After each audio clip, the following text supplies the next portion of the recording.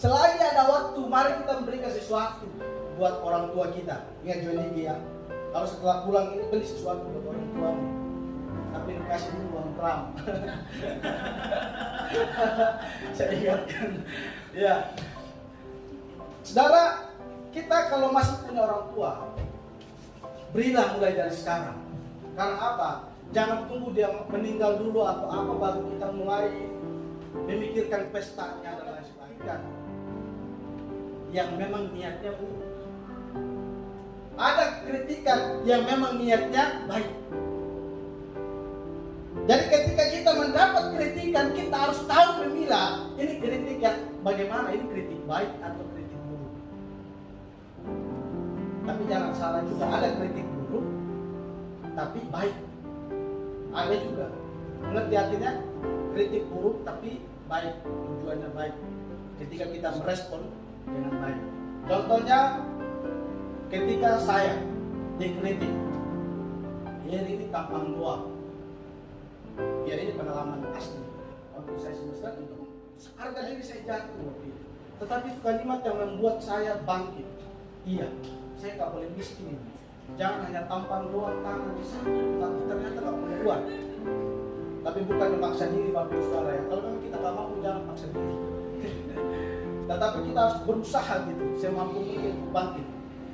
Bapak Saudara, orang mungkin pikir waktu kita masukin tangan di saku mungkin ada duit, padahal kita lagi garuk-garuk yang gatal gitu. Iya, mereka pikir kita banyak duit. Saudara, kalimat itu ternyata buruk sebenarnya, tetapi itu mengubah saya. Ada banyak kritikan yang sebenarnya bisa merubah kita. Tapi siapa yang merespon? Abraham Lincoln berkata, dia yang memiliki hak untuk mengkritik adalah dia yang memiliki hati untuk membantu. Saudara, jika kita suka mengkritik orang, kita harus punya hati untuk membantu orang kita kritik. Jangan kita hanya tahu kritik, tetapi tidak tahu memberi. Tahukah Bapak Ibu Saudara kalimat yang digunakan oleh Yesus di dalam ayat ini? Di dalam Markus pasal 14 ayat 6 ini, kalimat yang digunakan Yesus adalah kata baik. Dalam bahasa Yunani kata baik ini punya dua, ya. Di dalam bahasa Yunani ada dua macam baik yang sama-sama baik. Pertama adalah agathos, yang kedua adalah kalos. Agathos itu baik secara moral. Di dalam Lukas pasal 18 ayat yang ke-18. Sedangkan kalos bukan hanya baik secara moral, tetapi juga indah, menyenangkan, berguna, berjasa. Itu adalah kalos. Ini Yohanes 10 ayat 11. Ini berbicara akulah gembala yang baik. Baik yang dipakai di situ adalah kalos oleh Tuhan itu sendiri. Tetapi waktu Yesus memuji Maria, bahasa yang dipakai adalah bahasa kalos ini, bukan bahasa agathos. Tapi bahasa kalos di dalam Markus 14 ayat 6 yaitu kata kalos. Itulah penilaian. Iya, kita akan belajar dari kebenaran firman Tuhan. Mari kita buka Alkitab kita dari Yohanes pasal 12. Yohanes pasal 12 ayat 1 sampai dengan ayat yang ke-8. Kalau sudah menemukannya, kita akan membaca secara silih berganti. Saya ayatnya yang ganjil dan Bapak Ibu ya ayatnya yang ke-6. Di bawah perikop Yesus diurapi di Betania. Ayat 1, 6 hari sebelum Paskah, Yesus datang ke Betania, tempat tinggal Lazarus yang dibangkitkan Yesus dari antara orang mati. Di situ diadakan perjamuan untuk dia dan Marta melayani. Sedang salah seorang yang turut makan dengan Yesus adalah Lazarus. Ayat 3, maka Maria mengambil setengah kaki minyak narwastu murni yang mahal harganya, lalu meminyaki kaki Yesus dan menyeganya dengan rambutnya, dan bau minyak semerbak di seluruh rumah itu.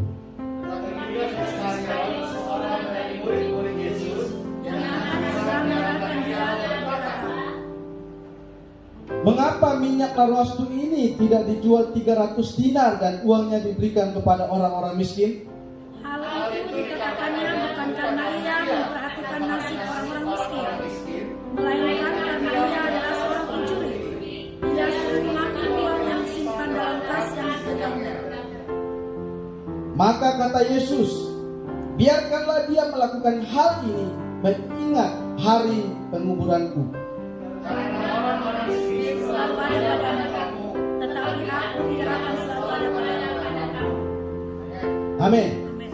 Ya, Bapak Ibu Saudara yang dikasihi oleh Tuhan, hari ini kita berbicara tentang kasih yang dikritik. Kalau di ibadah pemuda tadi malam, temanya adalah kasih itu rela memberi. Saudara, kasih yang dimaksud adalah kasih seorang Maria yang dilakukannya kepada Yesus. Ketika kita melihat hal ini, tentunya kasih terletak ketika Maria memberikan minyak narwastu itu membasuh kaki Yesus dan menyekanya dengan rambutnya. Maria meminyaki kaki Yesus dengan minyak narwastu. Bapak Ibu Saudara, kita melihat di ini kurang terang gambarnya ya, bisa disini dulu ya.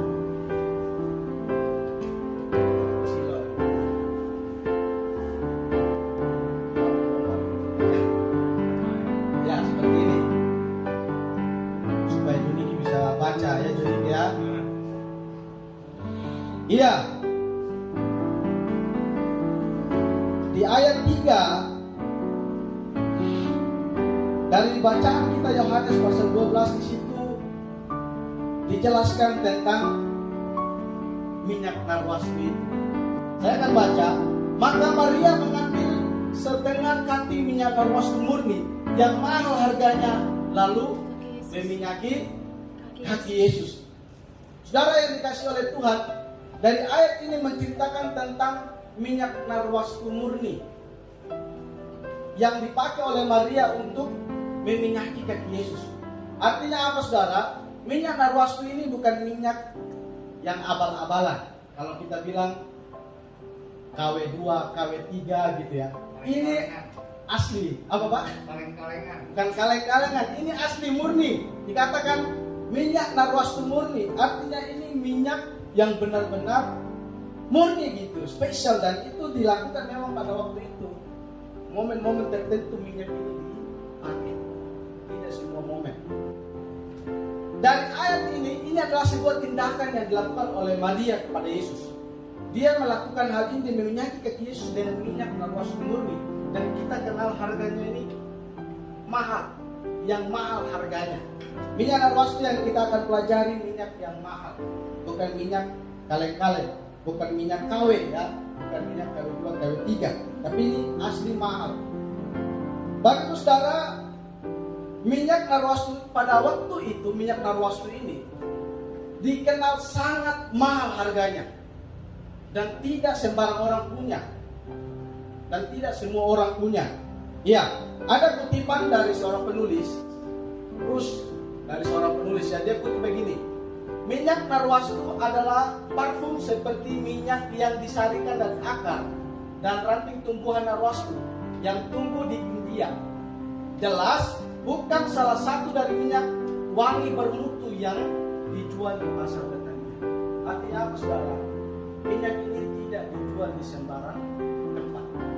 Ini dikatakan bahwa minyak narwastu ini bukan salah satu ya, bukan salah satu dari minyak wangi yang dijual di pasar Betania. Artinya banyak minyak yang bermutu di pasar Betania pada zaman itu, tetapi minyak narwastu ini tidak ditemukan di sana. Saking spesialnya, saking istimewanya, dan saking tidak semua orang punya minyak narwastu ini. Baik saudara, kutipan yang kedua,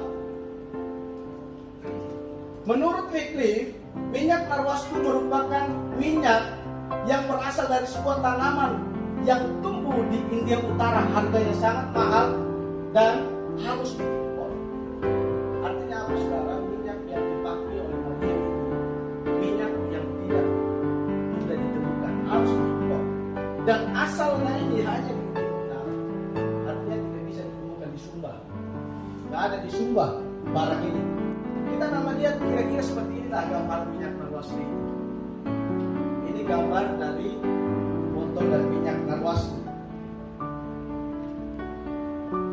Bapak Ibu Saudara, seberapa mahal sih minyak narwastu ini? Seberapa mahal dari yang dikatakan oleh kitab Yohanes pada hari ini? Itu di ayat 5 ayat 4 dan 5 berkata begini. Tetapi Yudas Iskariot, seorang dari murid-murid Yesus yang akan segera menyerahkan dia berkata, mengapa minyak narwastu itu tidak dijual 300 dinar dan uangnya diberikan kepada orang miskin? Berapa harganya saudara? 300 dinar. 300 dinar ini bukan uang yang sedikit pada masa itu. 300 dinar adalah uang yang begitu besar nilainya, begitu mahal. Bagi saudara, 300 dinar merupakan uang logam pada masa itu, uang logam Romawi, dan nilainya itu begitu tinggi. Bagi saudara, harga dari minyak itu harga 300 dinar. 300 dinar. Dan harga pada waktu itu begitu sangat mahal. Bagi saudara tahu, 1 dinar itu nilai dari gaji seorang buruh harian. Bagi saudara pada masa itu, seorang akan digaji dalam 1 hari dia bekerja dari jam 6 pagi sampai dengan jam 6 sore dengan harga berapa? 1 dinar pada zaman itu. Seorang buruh harian dia boleh bekerja di kebun anggur dan gajinya itu 1 hari 1 dinar. Bayangkan Bapak Ibu, jikalau harga minyak narwastu 300 dinar. Kalau orang ingin membeli minyak ini, dia harus nabung selama berapa hari? 300 hari. Dan boleh disimpulkan 1 tahun.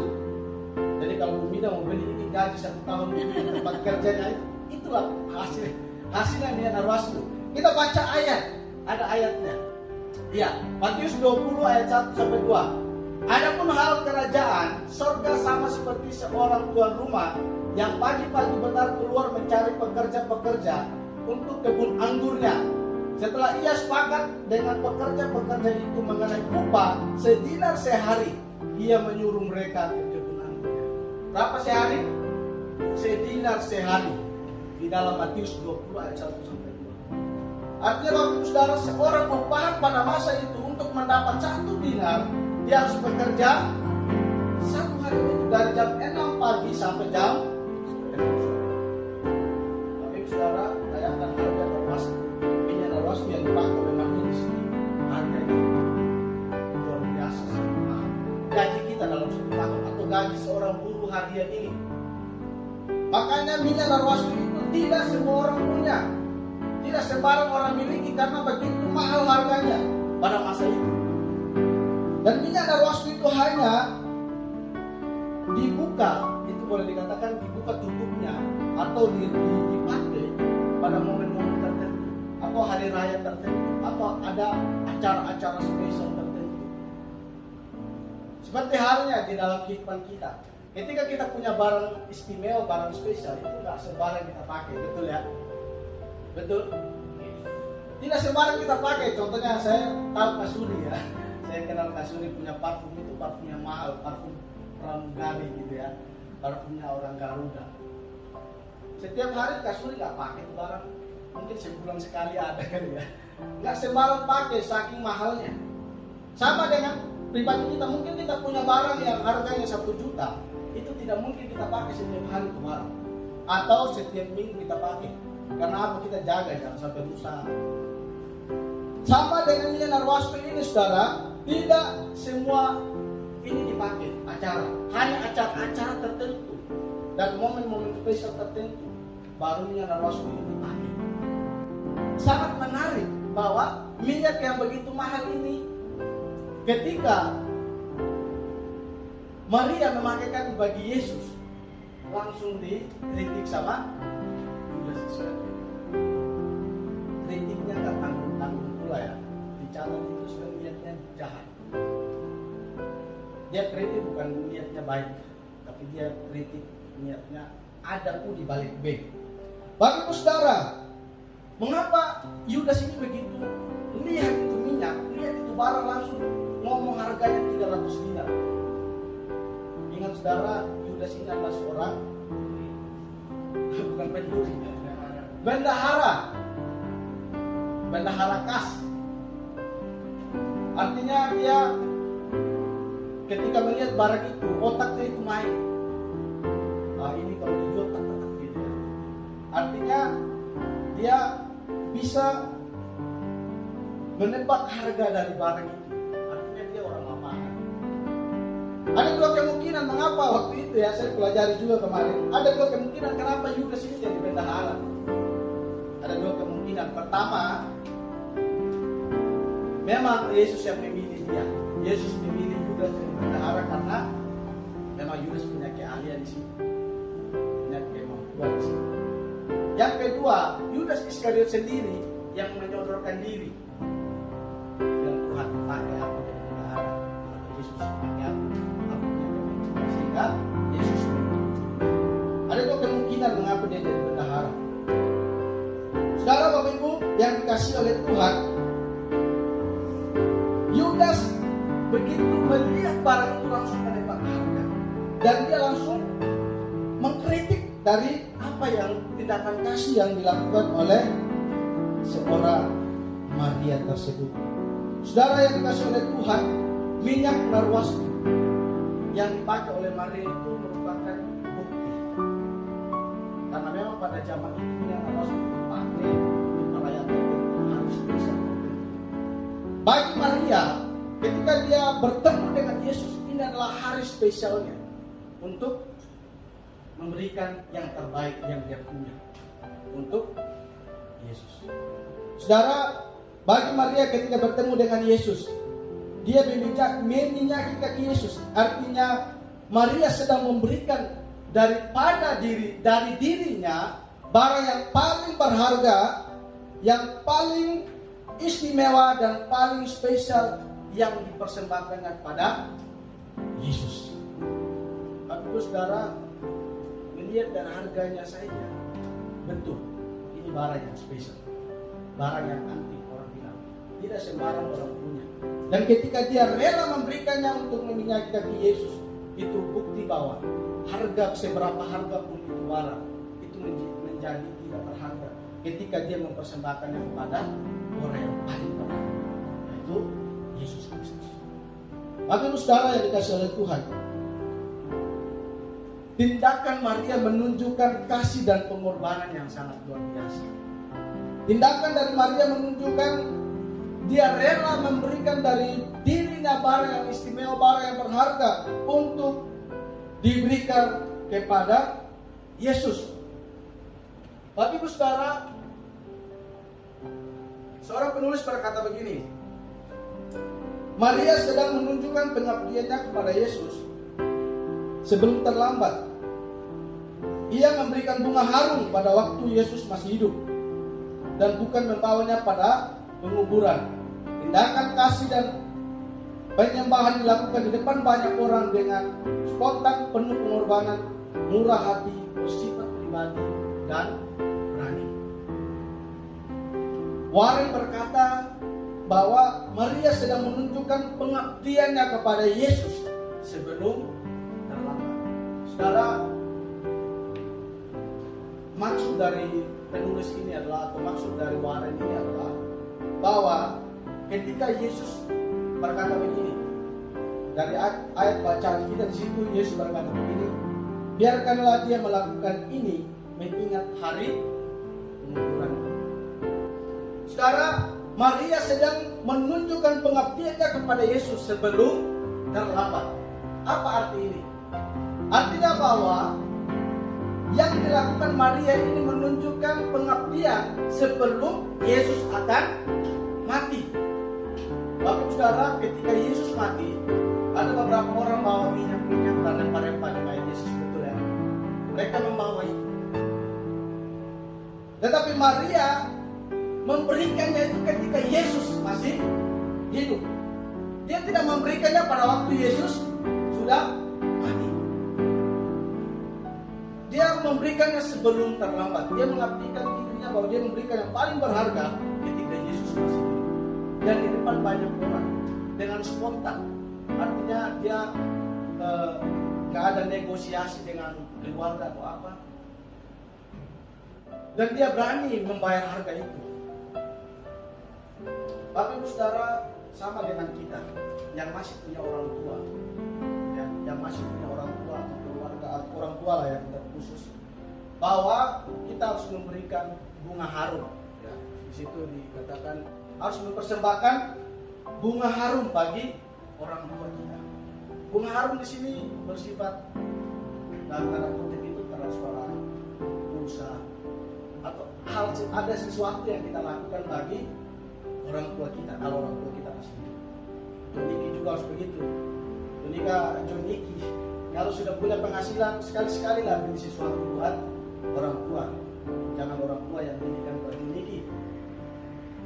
Saudara, kalau di NTT itu biasanya kalau orang meninggal baru pesta besar-besaran, habis ratusan juta, nggak tanggung-tanggung. Untuk apa? Untuk meriahkan, merayakan, dan bahkan itu sudah ada istiadat atau budaya yang sudah mendarah daging di kehidupan orang NTT, khusus di Sumba ya. Nggak semua Kupang, nggak, hanya di Sumba. Kalau orang mati, orang meninggal, kalau kita nggak merayakan dengan pesta habis ratusan itu kayak bukan, ya nggak terpandang kayak orang miskin. Kalau ditanya berapa yang dipotong, hanya 1 ekor kerbau, itu langsung dibilang miskin, nggak ada keluarganya, nggak punya keluarga yang mendukung. Saudara yang dikasih oleh Tuhan, selagi ada waktu, mari kita memberikan sesuatu buat orang tua kita. Ingat John Nicky ya, kalau setelah pulang itu beli sesuatu buat orang tuamu, tapi kasih uang kram. Saya ingatkan ya. Saudara, kita kalau masih punya orang tua, berilah mulai dari sekarang. Karena apa? Jangan tunggu dia meninggal dulu atau apa baru kita mulai memikirkan pestanya dan lain sebagainya. Saya secara pribadi setiap bulan itu kirim buat mama saya. Dia memang gak butuh uang saya, tetapi dengan memberi itu dia begitu senang. Ketika lihat mama saya senang, di situ saya selalu senang aja kalau saya lihat mama saya bahagia. Karena apa? Saudara, semenjak saya selama saya hidup, saya gak pernah memberi mereka waktu bapak itu masih hidup. Ketika bapak itu meninggal, baru saya tahu yang namanya cinta kepada orang tua. Jadi teman-teman muda karen apa ya, kalau sudah besar nanti jangan lupa kepada orang tua. Kalau sudah kerja, ini juga jangan lupa kepada orang tua. Selagi kita selagi kita punya orang tua, berikan yang terbaik bagi mereka selagi mereka masih hidup. Hal ini yang dilakukan oleh Maria kepada Yesus. Dia memberikan sesuatu yang paling berharga ketika Yesus masih hidup. Dia mengabdikan sesuatu pada Yesus sebelum terlambat. Bapak Ibu Saudara, tindakan Maria ini menjadi contoh dan teladan bagi kita, yang rela berkorban, yang rela membayar harga untuk Tuhan. Dia berani membayar harga untuk Tuhan. Jikalau hidup kita mengasihi Tuhan, jikalau hidup kita cinta akan Tuhan, sudahkah kita rela berkorban bagi Tuhan? Sudahkah kita bayar harga kepada Tuhan? Ataukah kita menuntut sesuatu dari Tuhan? Saudara, hidup dari Maria ini biarlah menjadi contoh dan teladan bagi kita, supaya kita berani memberikan sesuatu yang mungkin susah kita berikan, tapi kita mau berikan itu Tuhan. Saudara, menarik untuk dilihat bahwa kasih yang dilakukan Maria ini bagi saya itu kasih yang sangat luar biasa. Memberi kepada Tuhan gak tanggung-tanggung. Itu boleh dibilang gaji seorang buruh dalam 1 tahun itu dituangkan dalam seketika kepada kaki Yesus. Artinya dia rela berkorban. Tapi tahukah saudara bahwa tindakan kasih yang dilakukan oleh Maria ini justru mendapat kritikan. Tidak mendapat pujian, tetapi justru mendapat kritikan. Bagi saudara, kita akan melihat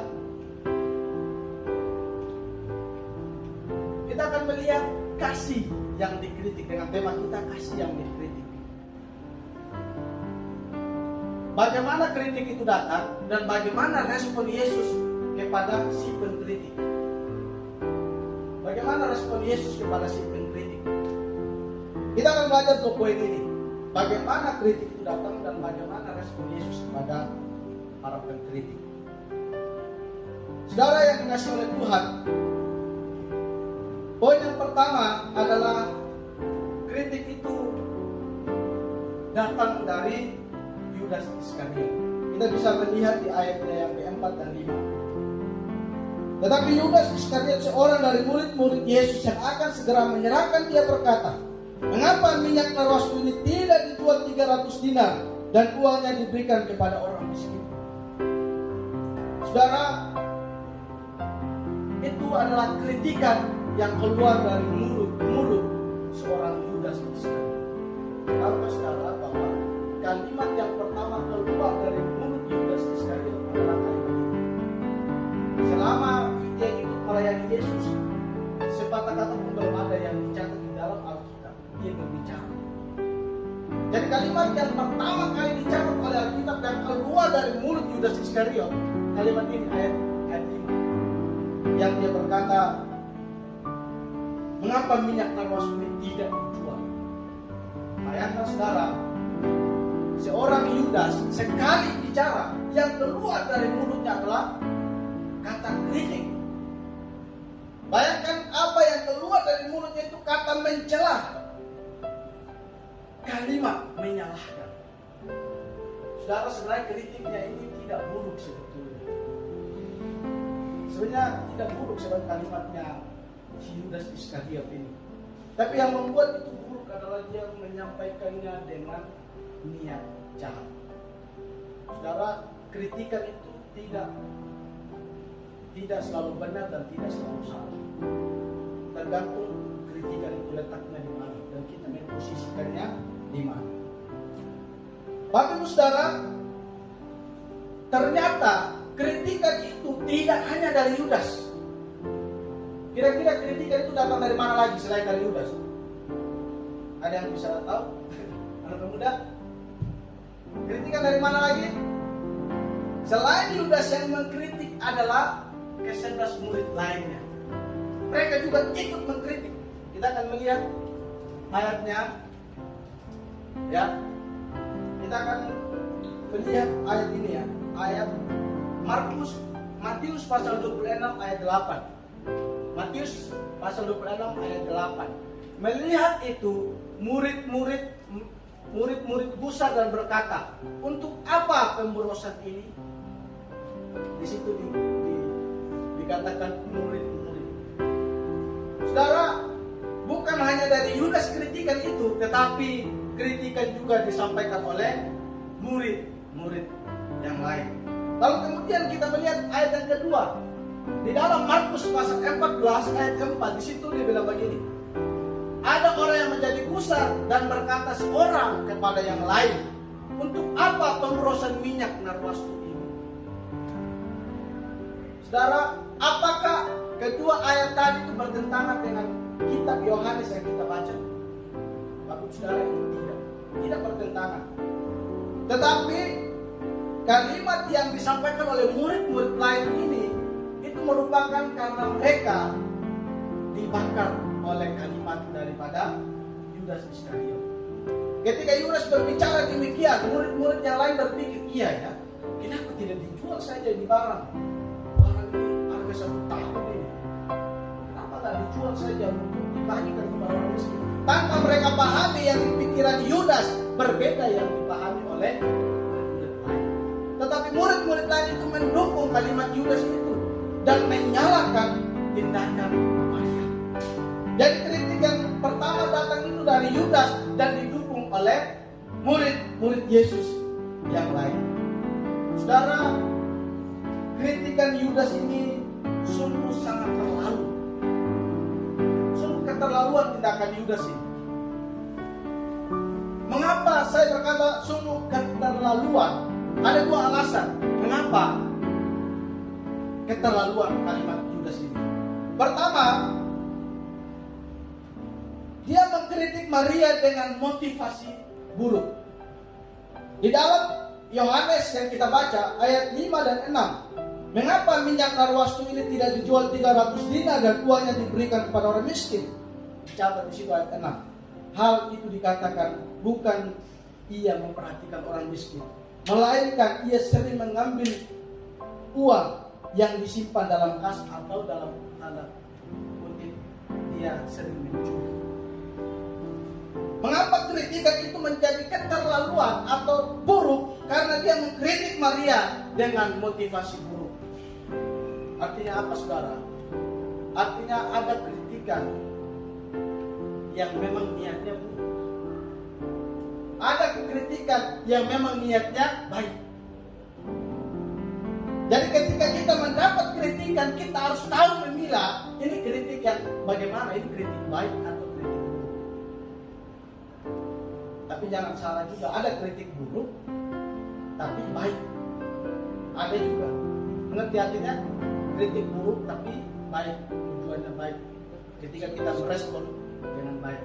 Contohnya, ketika saya dikritik, ya ini tampang doang. Ya ini pengalaman asli.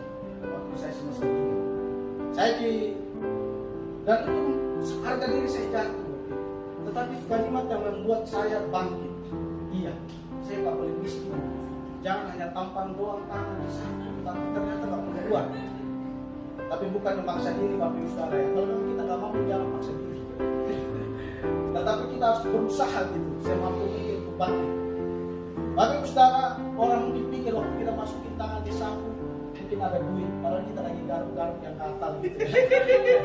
Iya, mereka pikir kita banyak duit. Saudara, kalimat itu ternyata buruk sebenarnya, tetapi itu mengubah saya. Ada banyak kritikan yang sebenarnya bisa merubah kita, tapi siapa yang merespon kritikan itu? Saudara yang dikasih oleh Tuhan, seorang penulis berkata begini, saya banyak kutip ya. Dia berkata begini, seorang penulis berkata, Yudas adalah tipe orang yang selalu berpikir tentang uang. Dia memandang segala sesuatu dari segi nilai keuangan. Jadi tipe Yudas ini, dia mengkritik ini karena dasar pikirannya itu bersumber karena memang dia materialistis. Iya, dia punya pikiran itu bersumber di semua ujung-ujungnya duit. Dia berpikir itu minyak mending dijual. Jadi Bapak Ibu Saudara, kalau ada di antara kita yang melihat satu aja barang langsung berpikirnya uang, kita adalah pabrik Yudas. Ketika orang memberikan yang terbaik bagi Tuhan, kita harus menunggu. Yudas tidak. Yudas tipe orang yang memang selalu berpikir tentang uang dan uang. Karena memang kerjaan dia berhadapan dengan barang ini, selalu melihat uang. Ini yang membuat keterlaluan, saudara. Dia mengkritik Maria yang memberikan minyak narwastu yang 300 dinar kepada Yesus, sedangkan Yudas itu sendiri menjual Yesus dengan berapa keping perak? 30 keping perak. Bayangkan, karena memang fokus hidupnya adalah uang. Ketika Maria memberikan yang terbaik bagi Yesus, dia bilang begini, mending dijual saja itu untuk orang miskin. Tapi tahu Pak Saudara, setelah itu dia yang menyerahkan Yesus dengan harga yang benar-benar murah, 30 keping perak. Tidak ada bandingnya dengan 300 dinar. Saudara, tindakan Yudas ini dia mengkritik karena dia punya motivasi buruk. Sebenarnya setiap kritik itu ada nilai positifnya. Tetapi Yudas ini dikatakan buruk karena memang dia punya motivasi lain yang benar-benar buruk. Karena memang pikirannya dikuasai oleh uang. Karena pikirannya dikendalikan oleh uang. Dia menjual Yesus dengan harga 30 keping perak. Sedangkan Maria memberi Yesus 300 dinar. Dia protes. Saudara yang dikasih oleh Tuhan, Abraham Lincoln berkata, dia yang memiliki hak untuk mengkritik adalah dia yang memiliki hati untuk membantu. Saudara, jika kita suka mengkritik orang, kita harus punya hati untuk membantu orang yang kritik. Jangan kita hanya tahu kritik, tetapi tidak tahu memberi solusi. Ada banyak orang yang hanya bilang, seharusnya tidak seperti ini. Ya, seharusnya bagaimana? Ya, nggak bisa begitu. Memaksa apa yang dipikir tanpa dia memberi solusi untuk membantu. Jadi Abraham berkata, dia yang memiliki hak untuk merintah adalah dia yang memiliki hati. Jadi setiap kita ketika mau mengkritik orang, hendaklah kita membantu dia atau memberi solusi. Jikalau saya memang kurang dalam pelayanan, kritiklah saya dengan cara bukan bicara kasih ya. Maksudnya kritik saya tetapi tujuannya untuk membuat saya makin maju. Bukan saya sudah tampil tetapi malah dia buat tampil. Jadi pas selesai pelayanan, kamu tadi ketika kamu banyak bagus. Ya itu sebenarnya tanpa kita sadari sedang menekan mental kita. Mengkritik tetapi membuat kita mendown. Kamu tadi kamu down. Nah, itu kalimat yang mendukung. Kamu tadi kamu down. Lebih semangat lagi, lebih memberikan yang maksimal lagi. Itu kritik yang mendukung, membangun. Tapi Ibu Saudara, merupakan sebuah penghiburan bagi Maria bahwa Yesus membela apa yang ia lakukan. Meski murid-murid tidak suka akan tindakan Maria, ini merupakan penghiburan. Dia udah berkorban, tetapi dia tidak dianggap oleh orang sekelas rasul pada waktu itu. Orang yang sekelas hamba Tuhan pada waktu itu tidak menganggap perbuatan baik Maria, tetapi Yesus membela Maria. Ini sebuah penghiburan bagi Maria. Bapak Ibu Saudara, merupakan sebuah penghiburan bagi Maria ketika Yesus membela dia. Jikalau kita melakukan hal benar, kita juga harus siap menerima kritikan-kritikan. Apakah kita ketika melakukan hal benar, ketika dikritik, apakah kita akan dikuasai oleh kritikan itu? Jikalau kita dekat dengan Tuhan, lalu dapat orang-orang yang mengkritik kita, sok kudus kamu, sok suci kamu, dan lain sebagainya, apakah kita akan berpatokan dengan kata-kata itu? Yakinlah Bapak Ibu Saudara, ketika kita melakukan yang baik, apalagi untuk Tuhan, Tuhan akan membela kita. Amin. Bapak Ibu Saudara, yang kedua, Yesus memuji Maria. Tadi Yesus membela Maria, sekarang Yesus memuji Maria. Di dalam Markus pasal 14, ayatnya yang ke-6 berbunyi demikian. Tetapi Yesus berkata, biarkan dia, mengapa kamu menyusahkan dia? Ia telah melakukan perbuatan baik kepadaku. Saudara, Yesus memuji Maria. Bapak Ibu Saudara, tahukah Bapak Ibu Saudara kalimat yang digunakan oleh Yesus di dalam ayat ini? Di dalam Markus pasal 14 ayat 6 ini, kalimat yang digunakan Yesus adalah kata baik. Dalam bahasa Yunani, kata baik ini punya dua, ya. Di dalam bahasa Yunani ada dua macam baik yang sama-sama baik. Pertama adalah agathos, yang kedua adalah kalos. Agathos itu baik secara moral. Di dalam Lukas pasal 18 ayat yang ke-18. Sedangkan kalos bukan hanya baik secara moral, tetapi juga indah, menyenangkan, berguna, berjasa. Itu adalah kalos. Ini Yohanes 10 ayat 11. Ini berbicara akulah gembala yang baik. Baik yang dipakai di situ adalah kalos oleh Tuhan itu sendiri. Tetapi waktu Yesus memuji Maria, bahasa yang dipakai adalah bahasa kalos ini, bukan bahasa agathos. Tapi bahasa kalos di dalam Markus 14 ayat 6, yaitu kata kalos. Itulah penilaian Yesus. Saudara, sungguh luar biasa Yesus memuji Maria dengan kata kalos. Dia melakukan itu. Ingat, ini menyenangkan. Apa yang dilakukan Maria itu menyenangkan, berjasa. Dan itu sudah menyangkut ini, baik secara moral. Yesus memuji Maria bahwa tindakan Maria itu tindakan yang sungguh-sungguh luar biasa. Yakinlah saudara, ketika kita melakukan tindakan baik, Tuhan akan memuji kita. Amin. Tuhan akan membela kita kalau ada orang yang jahat dengan kita. Yang ketiga, Yang ketiga, reaksi Yesus kepada dalam hal ini adalah Yesus menghargai Maria. Tadi dia memuji, sekarang dia menghargai tindakan Maria. Di dalam Matius 26, Matius pasal 26 ayatnya yang ke-13. Aku berkata kepadamu, sesungguhnya di mana saja Injil ini diberitakan di seluruh dunia, apa yang dilakukannya ini akan disebut juga untuk mengingat dia. Saudara, yang terakhir ini, Yesus menghargai Maria. Saudara, di dalam bacaan Matius 26, aku berkata kepadamu, sesungguhnya di mana saja Injil ini diberitakan di seluruh dunia, apa yang dilakukannya ini akan disebut juga untuk mengingat dia. Yang dimaksud dengan Injil adalah keseluruhan dari cerita Yesus. Jadi dicatat di dalam 3 kitab Matius, Markus, dan Yohanes, kisah ini itu menunjukkan bahwa Maria ini akan dikenang sampai nanti. Apa yang dikenang? Kebaikan dia. Apalagi dia berjasa.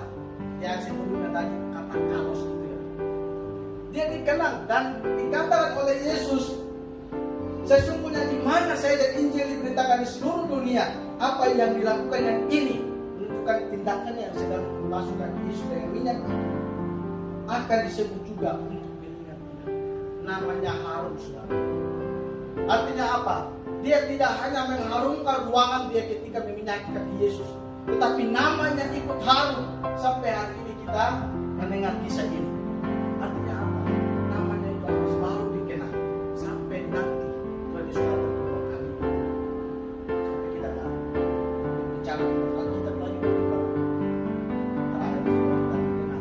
Tapi selagi masih kita berhubungan dengan dunia, kita akan terus mendengar cerita tentang Maria yang berkorban kepada Yesus. Artinya Yesus menghargai Maria dengan apa? Dia mencantumkan di situ bahwa namanya akan dikenal, namanya akan diceritakan oleh setiap hamba-hamba Tuhan, anak-anak Tuhan.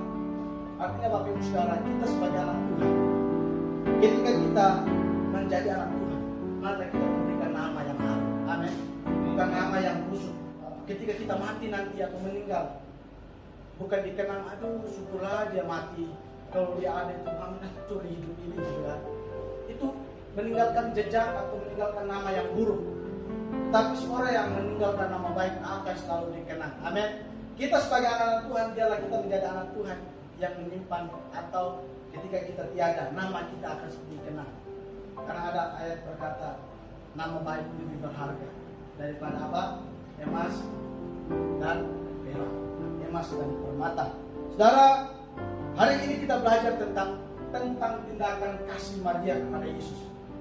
Walaupun di tengah situasi dia nggak disukai oleh murid-murid, tetapi Yesus ada di pihak dia. Sama dengan hidup kita melakukan hal yang benar.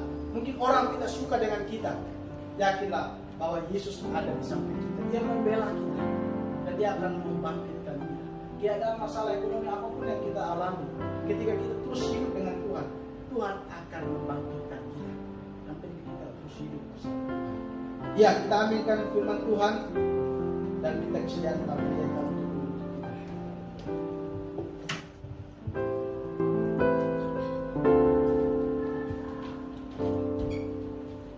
Ya, semua kita diberkati oleh firman Tuhan. Saudara, lantaran alasan itu lucu bagi saya. Kalau begini, habislah kasusnya Habib Rizik. Habislah orang-orang Yahya Waloni, Ustadz Abdul Somad, atau orang-orang lain juga yang sudah masuk di penjara. Kalau semua punya pola pikir yang demikian, nggak mau agamaku diusik. Emang kamu boleh usik agama orang? Emang kamu boleh menghina agama orang suka-sukamu? Salam saudara, salam sehat dan salam sukses untuk kita semua. Saudara, kembali lagi dengan saya Heri Ransi. Saudara, kali ini kita akan membahas tentang Muhammad Kece. Ya, Muhammad Kece ini dikabarkan ya dikabarkan dalam akhir-akhir ini bahwa dia dianiaya, dia dipukul. Bahkan kalau kita melihat fotonya beredar itu, wajahnya itu penuh dengan goresan-goresan pukulan. Saudara, sangat disayangkan ya peristiwa ini terjadi kepada seorang Muhammad Kece.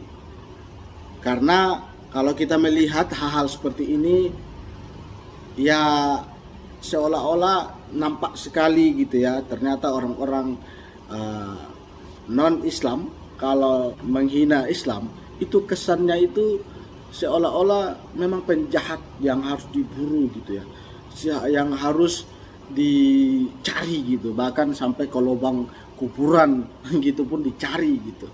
Tapi hal yang saya mau bahas kali ini sangat unik dan sangat lucu bagi saya, pernyataan-pernyataan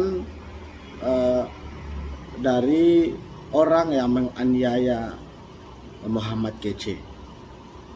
Ya, Muhammad Kece diperkirakan itu dianiaya sekitar jam 12.30, artinya jam 12.30 itu subuh ya, pagi, sampai dengan jam 1.30. Nah, perkiraan Muhammad Kece dianiaya selama 1 jam.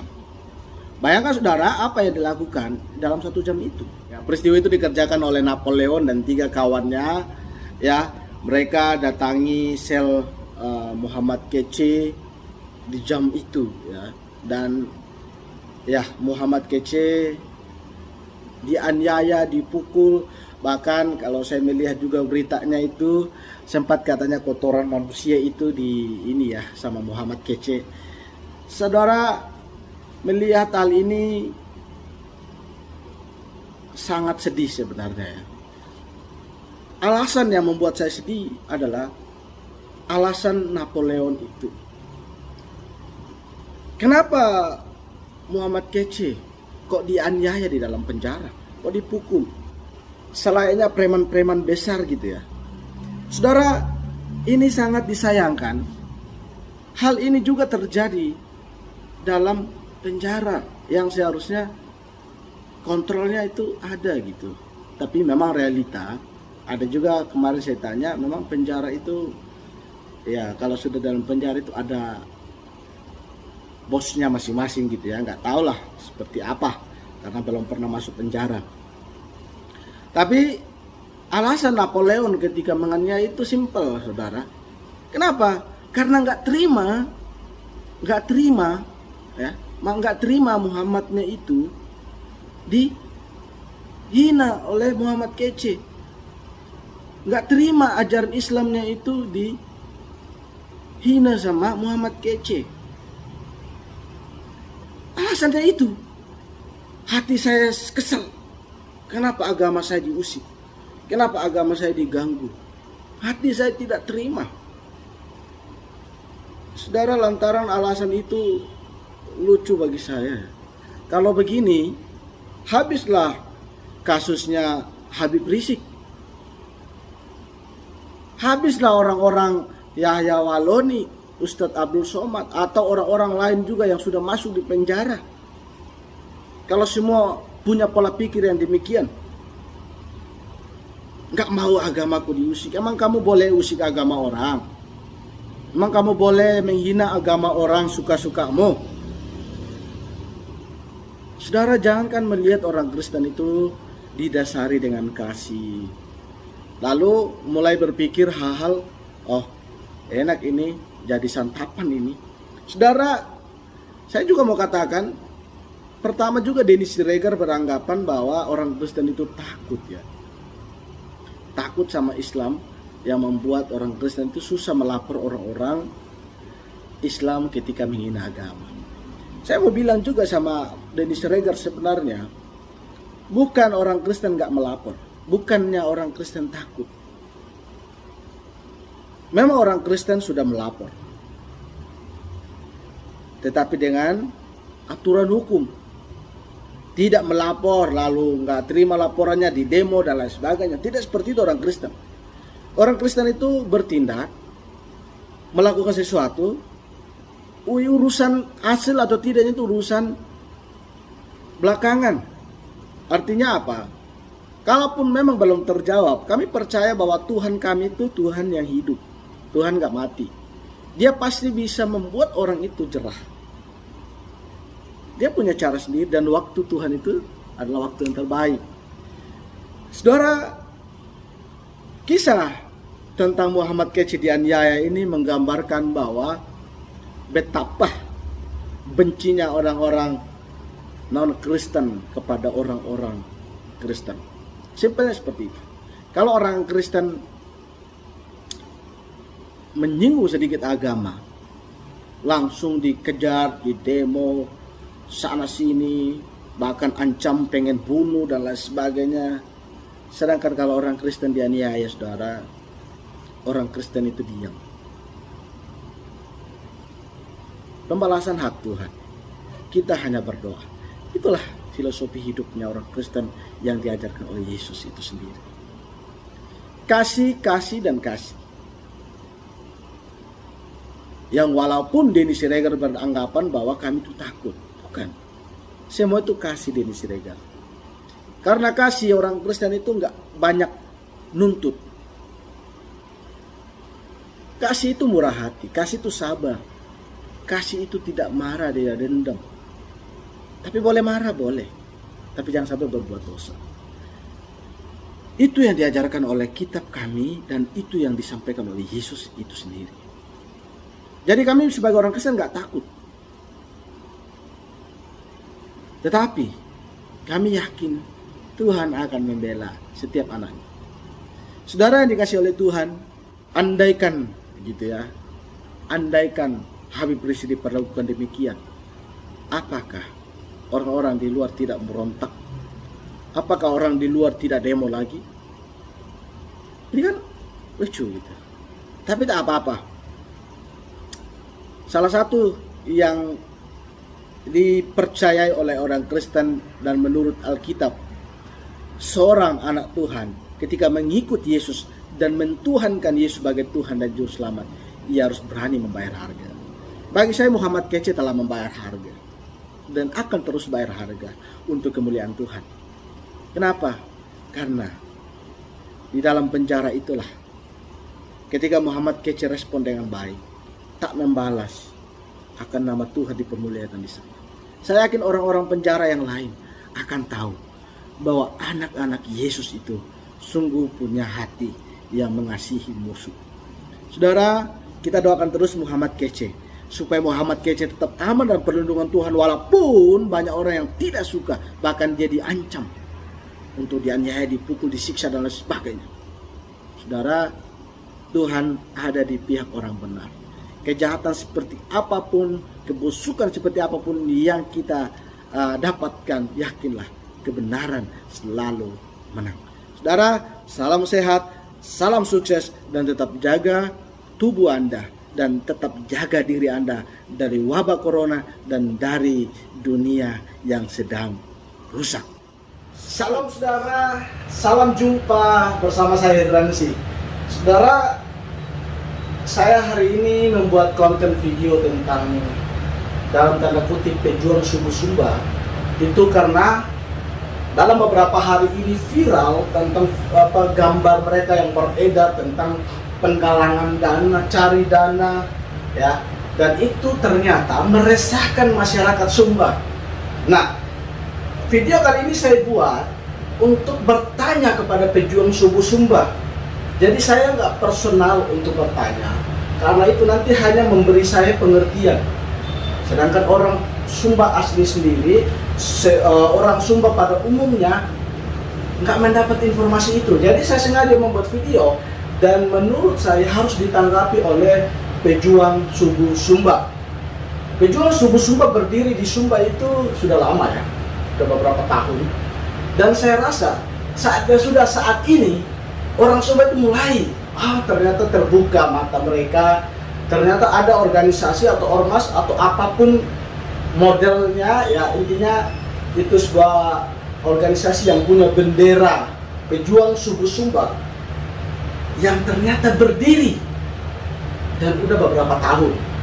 Jadi saya membuat video ini tidak ada istilah intoleran, karena saya juga menghargai agama yang ada di Indonesia, termasuk Islam. Saudara, sebelum saya masuk ke intinya, saya boleh berkata, jangan pernah beranggapan Islam semua itu baik. Islam semua itu orangnya baik. Enggak.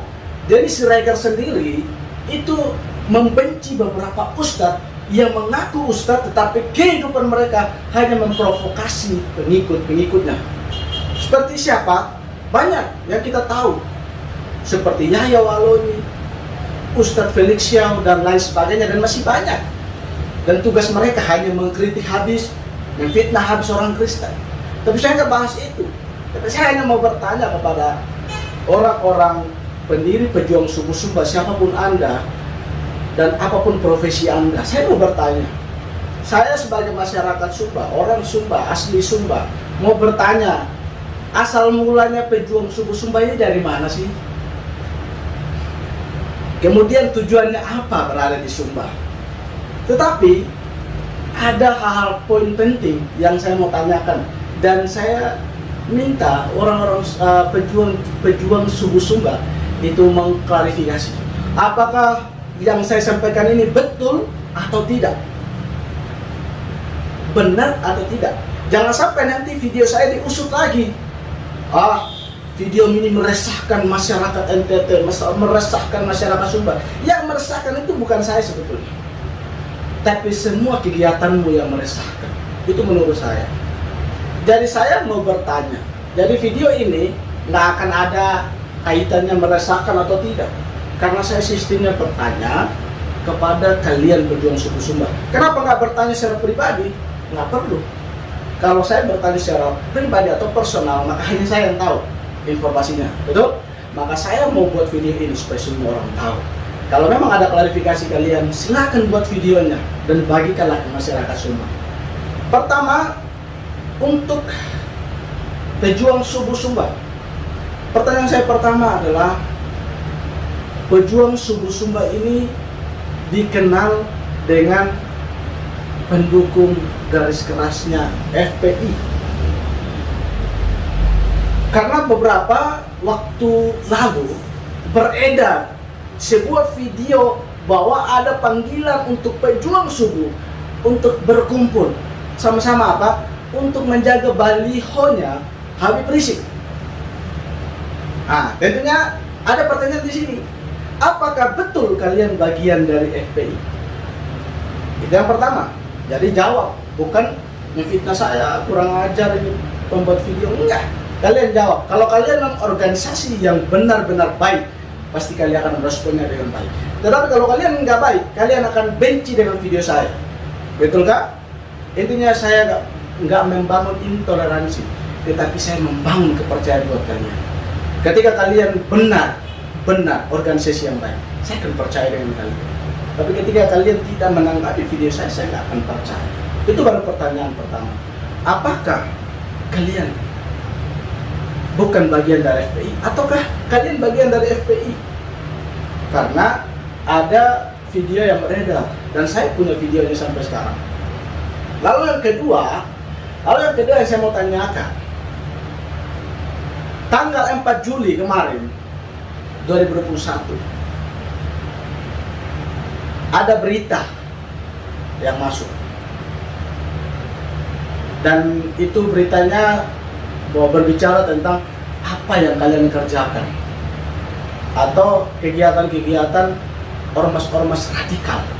Nah, saya akan bagikan di video ini tentang isi video itu dan isi beritanya. Kalian tanggapilah. Kalau kalian organisasi yang baik, tanggapilah dengan benar supaya orang Sumba tidak diresahkan oleh gambar-gambar kalian yang beredar, oleh bendera kalian yang beredar di Facebook dan lain sebagainya.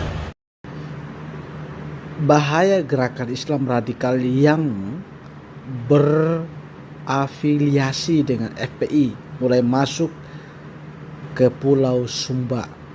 Ya, ini berita ini diposting tanggal 4 Juli 2021 ya. Penulis De Rosario.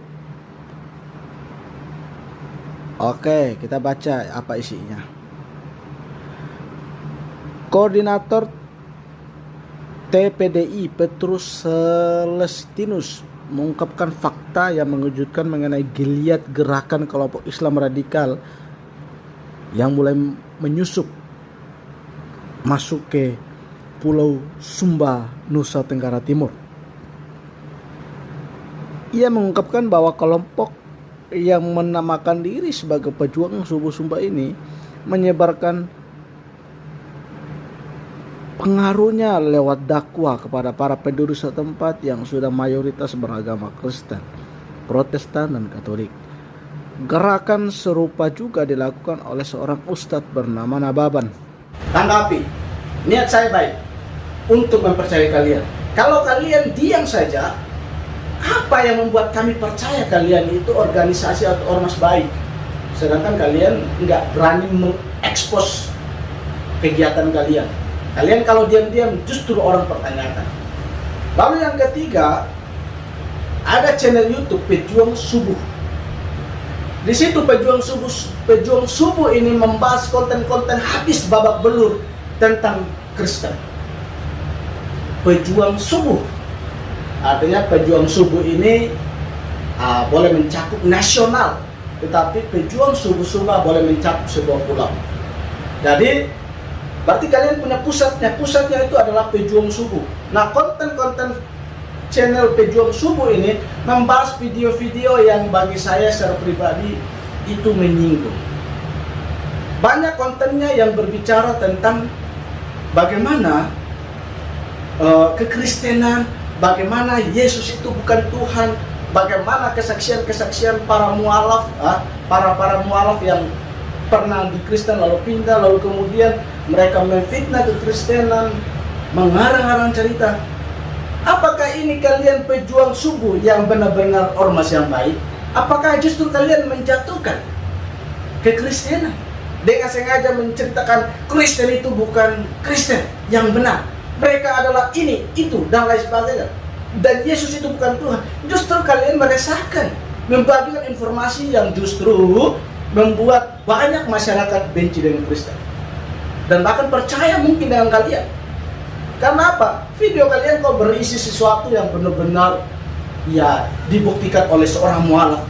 Kan ini kan justru salah gitu, justru jadi apa ya, menjadi problem bagi orang-orang Kristen sendiri. Sekarang orang Kristen hanya membuat video untuk bantah itu kalimat, kan lucu gitu. Apa tujuan channel ini? Karena ini bagian kalian untuk menanggapi.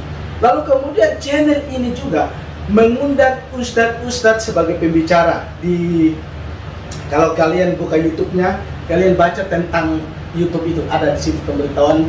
Di situ dikatakan dia akan mengundang pembicara-pembicara seperti Yahya Waloni, Ustadz Abdul Somad, Felix Xiao, dan lain sebagainya. Masih ada yang lain. Yang saya mau katakan, banyak sekali orang Islam termasuk Denny Siregar itu membenci ustadz yang saya barusan sebut. Karena apa? Mereka mengajarkan hal-hal yang justru menyesatkan orang Islam sendiri. Mereka bukannya mengajar toleransi, tetapi mereka mengajar intoleransi. Apakah itu bagian dari kalian Pejuang Subuh? Pejuang Subuh harus bertanggung jawab, memberi klarifikasi. Kalau memang bukan kalian, nggak perlu ribet, bilang aja iya bukan kami. Nanti tinggal ada pertanyaan, lalu apa hubungannya kalian dengan mereka? Kan ini harus dipertanggungjawabkan. Lalu yang terakhir adalah setiap yang berhubungan dengan ormas FPI, setiap atribut FPI aja dilarang. Bagaimana tanggapan kalian? Jika kalian benar-benar sebuah organisasi yang nggak ada hubungannya dengan FPI, berikan klarifikasi. Lalu bahaya ketika kalian membuat bendera Pejuang Subuh tanpa adanya istilah izin dari kepala adat, kepala adat, tokoh-tokoh gereja, dan kemudian dan juga dari pihak pemerintah. Jadi kalau memang itu ada, kalian bantah video ini, bilang ada. Saya nggak memfitnah, saya justru bertanya. Kalau punya, publikasikan supaya orang Sumba tahu. Oh ternyata pejuang subuh Sumba ini bukan organisasi abal-abalan yang berdiri, tapi mereka punya semua persyaratan dan itu sah Sumba. Supaya orang Sumba tidak bertanya, kenapa ini kok ada organisasi yang berdiri? Kenapa ada lambang kuda? Lambang ini kayak lambang ini persis dengan lambang logo gerejanya GKS. Kan ini jadi pertanyaan. Jadi pejuang subuh Sumba harus merespon video ini. Saya nggak ada niat jahat ke kalian. Saya justru membantu kalian. Kalau kalian ingin dipercaya, jangan diam-diam, tetapi ekspos kegiatan kalian, ekspos apa-apa yang membuat masyarakat Sumba itu bertanya, supaya jangan sampai kalian diusut pemerintah karena telah meresahkan masyarakat Sumba. Justru membuat masyarakat Sumba itu bertanya-tanya, apa ini organisasi ini. Jadi kalian eksposlah kegiatan-kegiatan yang kalian lakukan. Jadi begini, untuk kalian ormas yang berdiri di Sumba, apalagi ormas Islam, dan ormas Islam ini banyak ormas-ormas, saya nggak bilang kalian salah. Banyak ormas-ormas yang benar-benar justru ditakuti. Kalian harus buktikan bahwa kalian nggak perlu ditakuti.